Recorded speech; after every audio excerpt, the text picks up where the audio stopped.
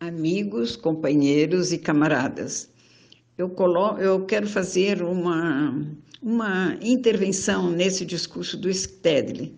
Ele está muito bom, faz uma boa análise internacional, mas faltam coisas importantes que precisam ser abordadas, né? Sob o risco de fracassarmos novamente.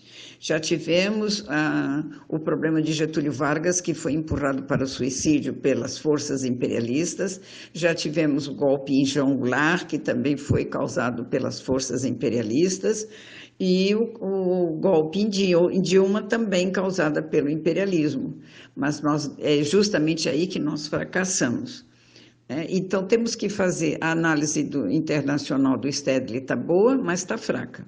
A análise do sistema capitalista também está boa, mas está fraca e não vai ao fundo da contradição dialética, que ele tanto diz que busca a dialética, né? Mas ele não aponta a saída, não aponta qual é a contradição principal do sistema capitalista e também não aponta a saída, né, para as crises do sistema capitalista e nem para a crise que nós nos encontramos agora desta guerra híbrida.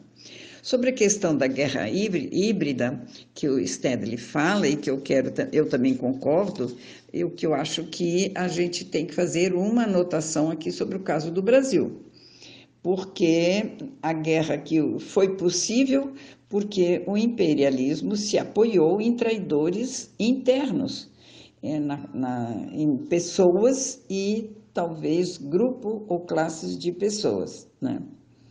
E o Stedley diz que o Brasil é prioritário, claro que é, pelas suas riquezas, também pela descoberta do pré-sal, e porque a espionagem mostrou que a esquerda brasileira é um balaio furado. Ou seja, o imperialismo sabia que não ia encontrar resistência aqui dentro, né? Nem pela esquerda, nem por ninguém.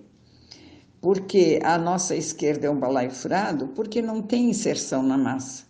Não tem inserção na classe operária, não tem um trabalho significativo de conscientização da classe operária e demais trabalhadores, e não tem uma organização sindical forte que pudesse fazer frente ao golpe sobre Dilma, a qual justamente se aproximava da Rússia e da China através dos BRICS. Era uma parceria que o imperialismo não podia tolerar, e o imperialismo não tolerou essa aproximação, que era importantíssima que a Dilma estava fazendo, mas que, infelizmente, não havia internamente nada para a sua defesa, porque o governo Dilma e o governo do PT estavam muito desguarnecido, ou seja, não havia nada, nenhum poder que pudesse defender esse governo. E ainda sobre guerras é importante destacar que o Stedley fala, e eu concordo, sobre a questão das armas atômicas, que dialeticamente mudaram a questão da guerra mundial, né? Que pode não sobrar nada, não sobrar ninguém, né, depois de uma guerra atômica por causa dessas novas armas atômicas.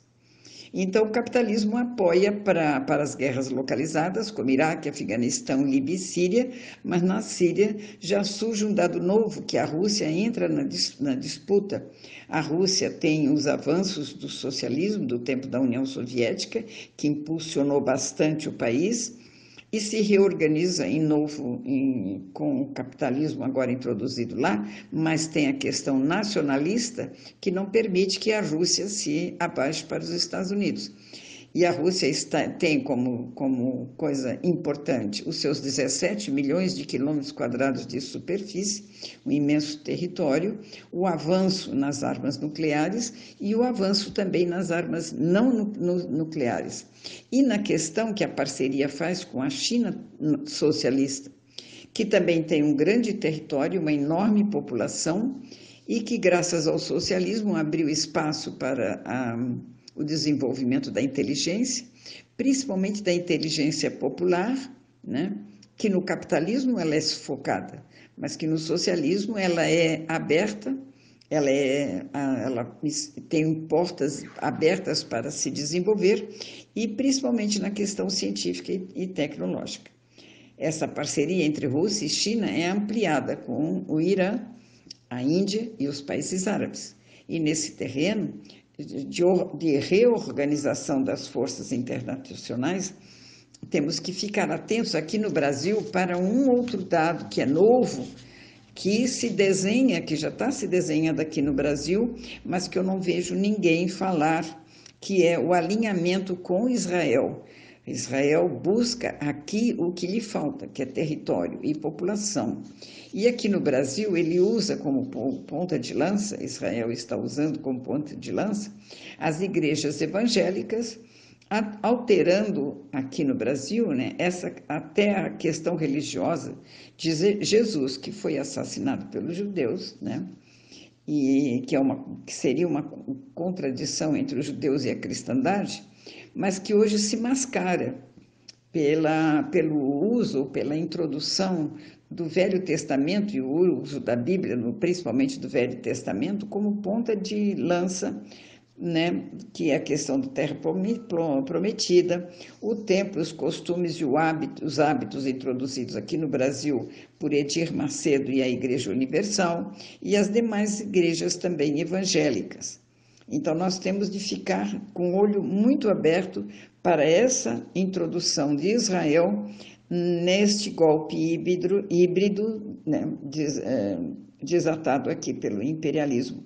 O grande parceiro dos Estados Unidos foi Israel, e nós temos que ficar de olho na questão de Brumadinho, onde um avião pousou aqui com 130 militares, que nós não sabemos para onde foram, o que fizeram aqui, não tiraram nenhum corpo da lama, né? Aqueles 130 militares judeus aqui não adiantaram de nada, e trouxeram toneladas e toneladas de equipamento, não sei se 300 ou 400 toneladas de equipamentos, e que também não sabemos o destino que elas tiveram. Isso aí a gente precisa descobrir.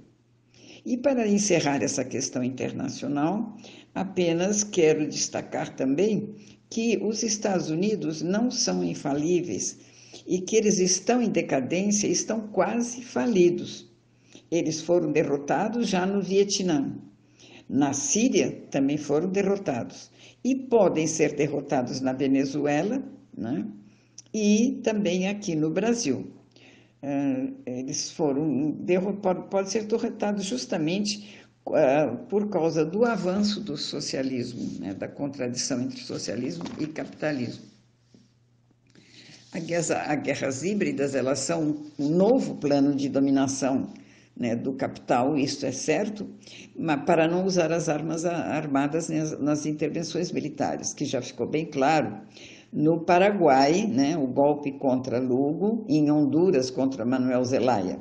E a esquerda brasileira não se aprofundou, não estudou isso a fundo e nem usou o marxismo nem a dialética como devia usar, né? Cochilaram e o cachimbo caiu. E agora que atingiu o Brasil e o governo do PT, estão se mexendo, mas não na direção correta. E é isso que eu quero colocar aqui para destacar qual é a direção correta. Estado, ele coloca a questão da taxa de lucro, que é importante, sim, e a agressão aos direitos dos trabalhadores, né? E que tanto Bolsonaro como Mourão estão de acordo, que é escravizar o seu exército de trabalho, retirar todos os direitos para maximizar os lucros, né, em cima dos trabalhadores da classe operária e etc. Então, essa questão da retirada dos direitos, né, dos operários e demais trabalhadores recoloca a classe operária no centro da contradição fundamental do sistema capitalista, que não é bem examinado por Stedley. Não sei se por outros que fizeram discursos naquele dia, porque eu não estava lá e não fiquei sabendo. Só recebi esse discurso do Stedley. E o Stedley não coloca, então, essa questão fundamental do sistema capitalista, que é o seguinte: no sistema capitalista, a produção é social, ela é socialista, ela é coletiva, ou seja, milhares de trabalhadores produzem o capital. Mas a apropriação do capital, ele é privada, ou seja, ele vai para as mãos privadas, né? Então, nós temos que investir na propriedade coletiva. Isso é muito importante. E é nessa direção que nós temos que avançar. Bastante. E é isso que eu coloco também como uma das questões ideológicas onde nós vamos trabalhar e devemos trabalhar. O capital coloca o seu plano na superestrutura do Estado burguês, um Estado de novo tipo, como o Stedley afirma, de exceção, para proteger o capital, mas, ao mesmo tempo, retirando os direitos da classe trabalhadora. Quer dizer, o império, com essa nova classe híbrida, ele sabe bem, com esse novo tipo de guerra, de classe de guerra híbrida, né? Ele sabe muito bem aonde onde leva os seus ataques. Leva na superestrutura do Estado burguês, onde ele encontrou bastante traidores e serviçais, e com eles retira os direitos da classe trabalhadora, né? E aí o discurso do Stedley aponta para a contradição principal entre capital e trabalho, mas não aprofunda, não coloca a possibilidade da superação dessa contradição e nem fala da força que vai resolver essa questão. Né? E que ela é muito bem colocada no tabuleiro internacional na Guerra da Venezuela, onde lá a dialética funcionou muito bem e onde o valor das lideranças de Chávez se mostrou maior que a liderança de Lula.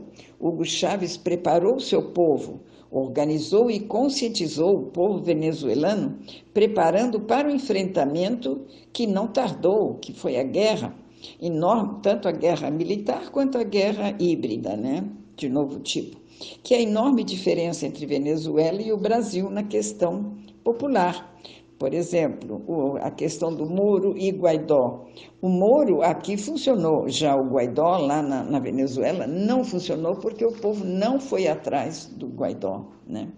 Ou seja, o povo venezuelano e seus líderes, Hugo Chávez e Maduro, se mostraram à altura do momento histórico. Já no Brasil aconteceu o contrário.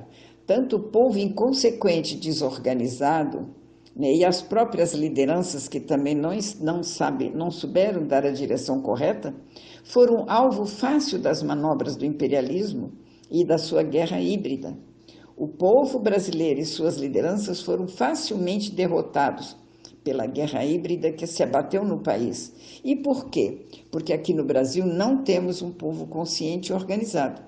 As esquerdas descuidaram desse trabalho que era fundamental para se focalizarem no trabalho eleitoral, que não é principal.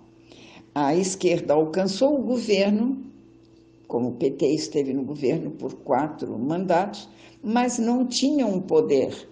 Esse poder, como a gente sabe que não tem os militares, não temos a força o dinheiro dos banqueiros, não temos a direção das instituições e não temos a força. Então, o único poder que a gente teria seria a força dos trabalhadores e que, infelizmente, estão completamente desmanteladas, abandonadas, né? E essa força jamais poderia defender um governo que eles nem sabiam que era para eles, né?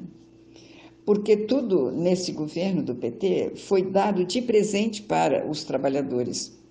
E as lideranças não souberam colocar o povo como protagonista desse processo histórico.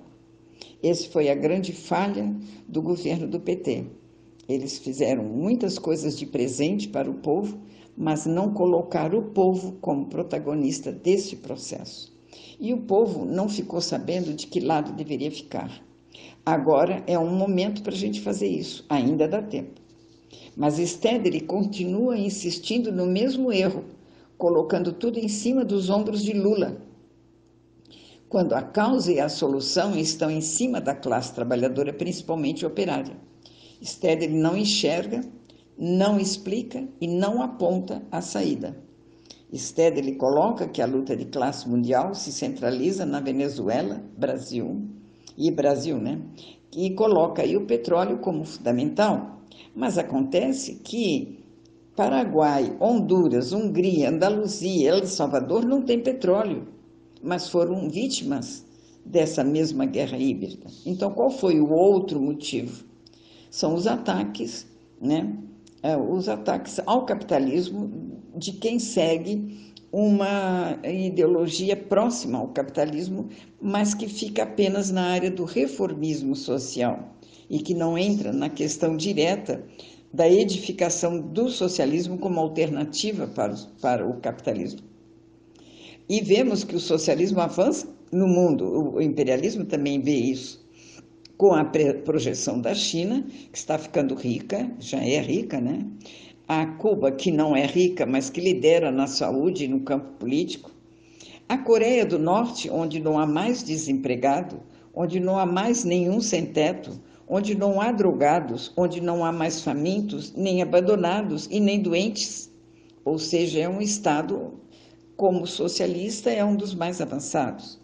E eu vejo como muito importante retornarmos à questão do socialismo nas nossas discussões com o povo, porque nós não temos outra saída. Porque o reformismo dentro do capitalismo só vai nos levar a novos golpes.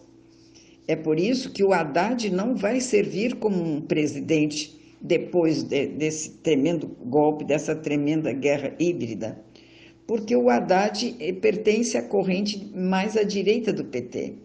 Ele tenta ser conciliador e negociador como Lula, mas nós nem sabemos se ele irá ter o talento que o Lula teve para essas questões, né?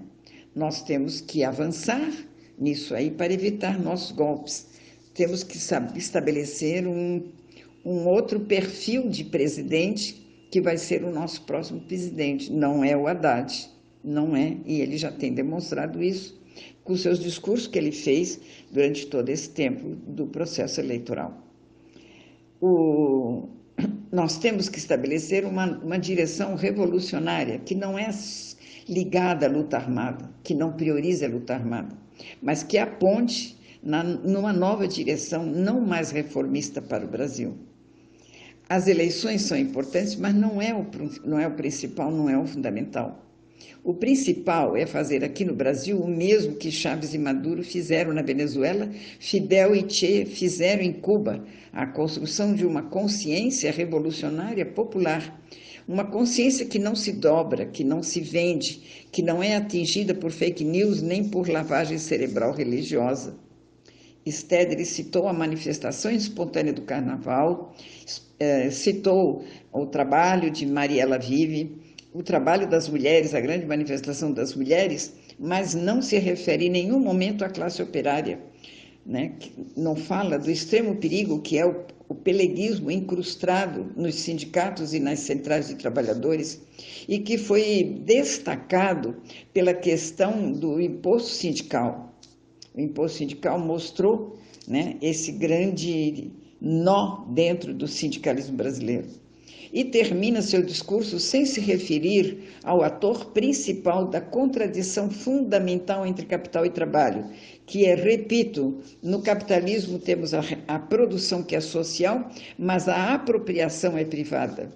Stedley não aprendeu com a dialética nem com o Espírito Santo, que a solução dessa contradição será realizada pela classe trabalhadora ao colocar o seguinte: a produção do capital é social coletiva, mas a sua apropriação também será social e coletiva. Repito lentamente, qual é a contradição do capitalismo e qual é a solução apontada pela classe operária? Será realizada pela classe operária ao colocar o seguinte: a produção do capital é social, vai continuar coletiva, mas a sua apropriação, que no capitalismo é privada, no socialismo ela será coletiva, social. Eu espero que tenha ficado bem claro. Stedley coloca o centro da luta de classes na superestrutura do capitalismo ao bater em Bolsonaro e no Moro, quando o centro da luta de classes é na infraestrutura do capitalismo, é a contradição entre trabalho e capital. Um grande abraço da Marlene Socas.